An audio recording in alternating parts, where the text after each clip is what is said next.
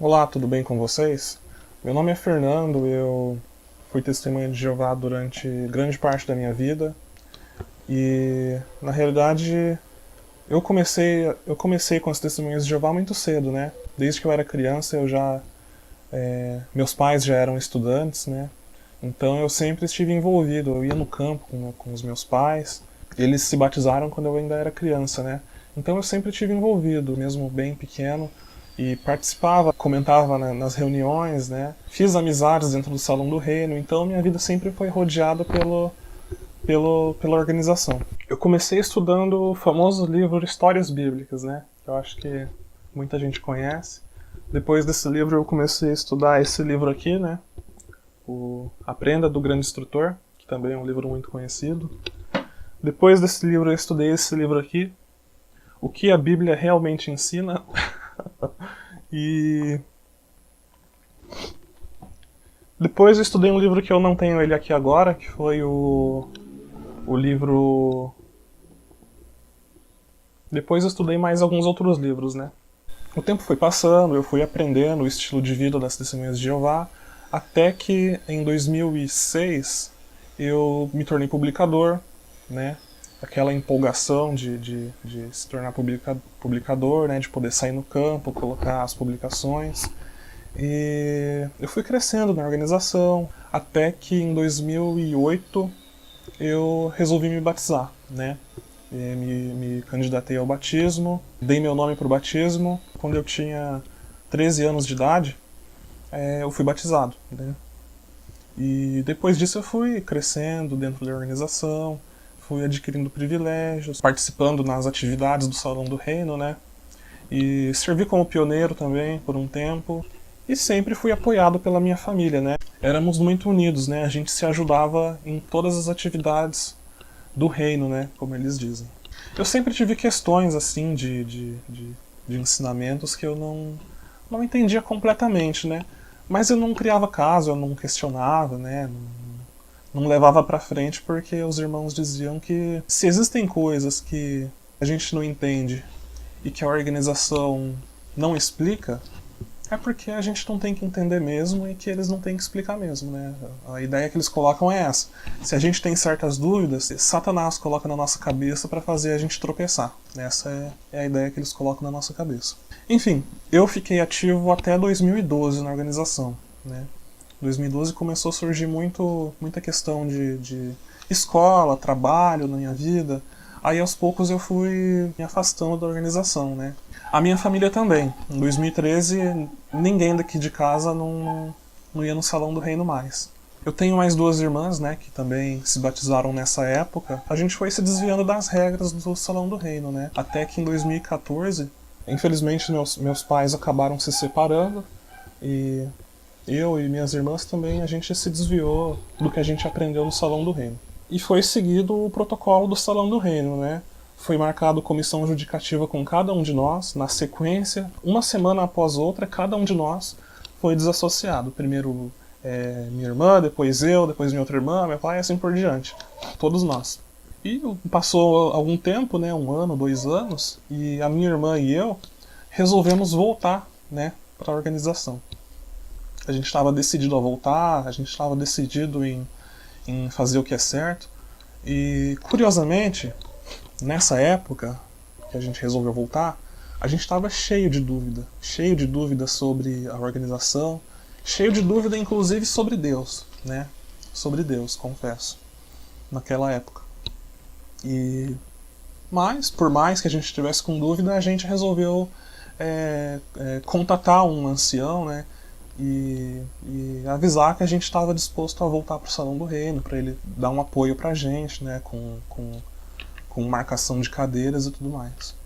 A minha mãe apoiou bastante a gente, ela incentivou eu e minha irmã a voltar pro Salão do Reino. Ela deu bastante ajuda para minha irmã se casar, né? Porque minha irmã estava morando com um rapaz sem ser casado, né? E para ela ser readmitida, ela precisaria se casar com esse rapaz. Então minha mãe ajudou bastante, deu todo o incentivo para ela e tudo mais. A minha irmã se casou, né? E depois de 3 meses que ela se casou, frequentando as reuniões, né, regularmente, ela foi readmitida.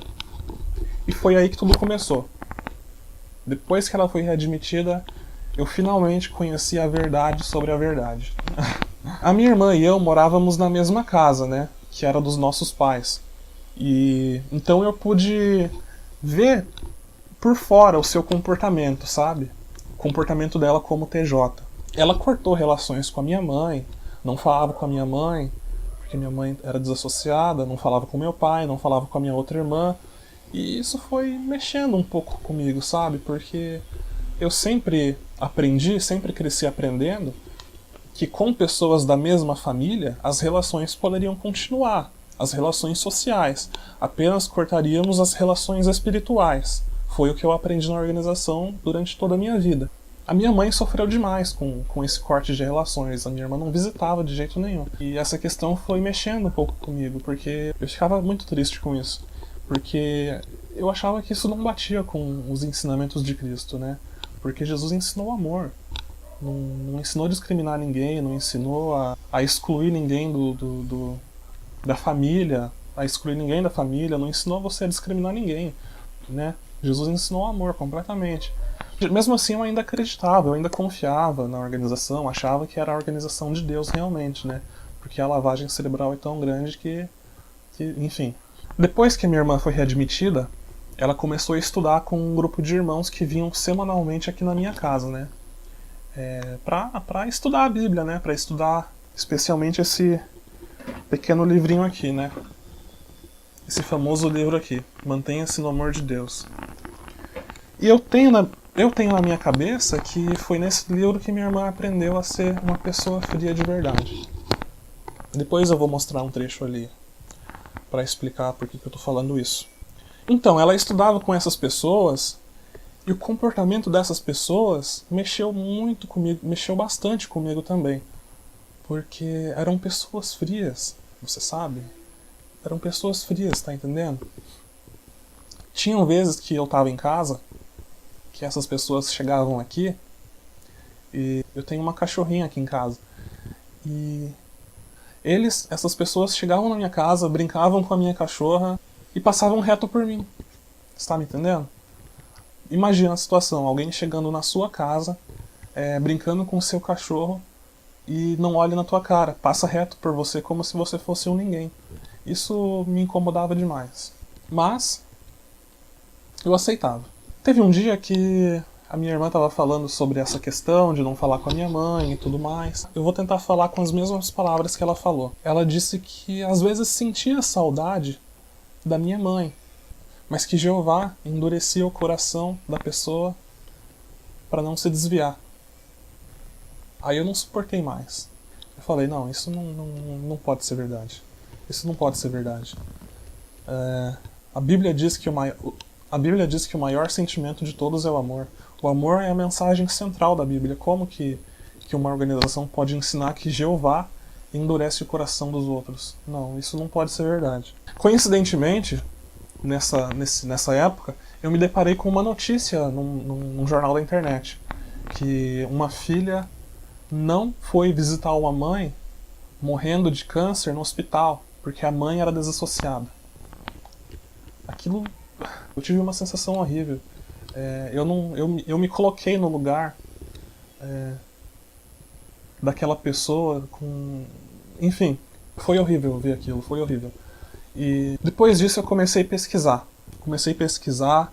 E foi aí que eu descobri que a organização que a gente aprendeu que é a verdade não é tão verdade assim. Os ensinamentos não batem com a Bíblia. Como eu disse anteriormente, eu descobri a verdade sobre a verdade. Hoje minha irmã não fala mais comigo, né? O marido dela também não fala mais comigo. Grande parte da minha família é testemunha de Jeová, também não fala nem comigo, nem com a minha mãe, nem com meu pai. E é dessa forma. Incomoda bastante, mas a gente não tem o que fazer. Eu vivi 22 anos da minha vida com a minha irmã, né? A minha vida inteira eu morei junto com ela, até que ano passado ela se mudou de casa, né? Eu lembro dela direto, sempre lembro dela. A gente era dois irmãos muito parecidos, a gente era unido, a gente cantava junto, a gente gostava de cantar. E eu lembro dos bons momentos que eu tive com ela, tenho saudade, mas é uma coisa que não depende de mim. Eu ainda considero ela minha irmã, ela é minha irmã caçula.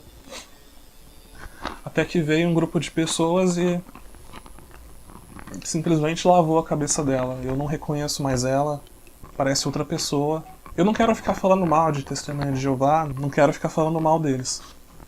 Mas o corpo governante, que é a liderança das Testemunhas de Jeová, chegou a admitir em uma sentinela do ano passado que não tem inspiração divina e que não recebe revelações da parte de Deus. E que também pode cometer erros ao explicar os assuntos da Bíblia. Então por que eles condenam tanto aqueles que entendem de forma diferente a Bíblia? Por que eles discriminam tanto aqueles que discordam dos seus ensinos? Jesus Cristo falou que o Espírito Santo seria responsável por nos guiar à verdade. Que verdade? Jesus Cristo respondeu: eu sou o caminho, a verdade e a vida. Não estou falando mal de Testemunhas de Jeová. Eu simplesmente estou defendendo a ideia de que não se pode discriminar alguém simplesmente porque não concorda com os seus ensinos. Uma coisa é você discordar da Bíblia. Outra coisa bem diferente é você discordar do meu entendimento sobre a Bíblia. São duas coisas completamente diferentes. Você vai discriminar alguém só porque entende a Bíblia diferente de você? Quando a própria Bíblia diz que existem coisas que a mente humana não é capaz de entender. Então, você vai confiar em um grupo de homens que erra tanto quanto nós, que é tão pecador quanto nós, que são tão imperfeitos quanto nós. Julgue por si mesmo. Pessoal, vou encerrar por aqui. Se você compartilha da mesma situação como Testemunha de Jeová, se você tem alguma experiência dentro da organização, coloca no comentário. Vamos compartilhar nossas experiências que vai ser bacana, tá bom? Um abraço a todos. Tchau.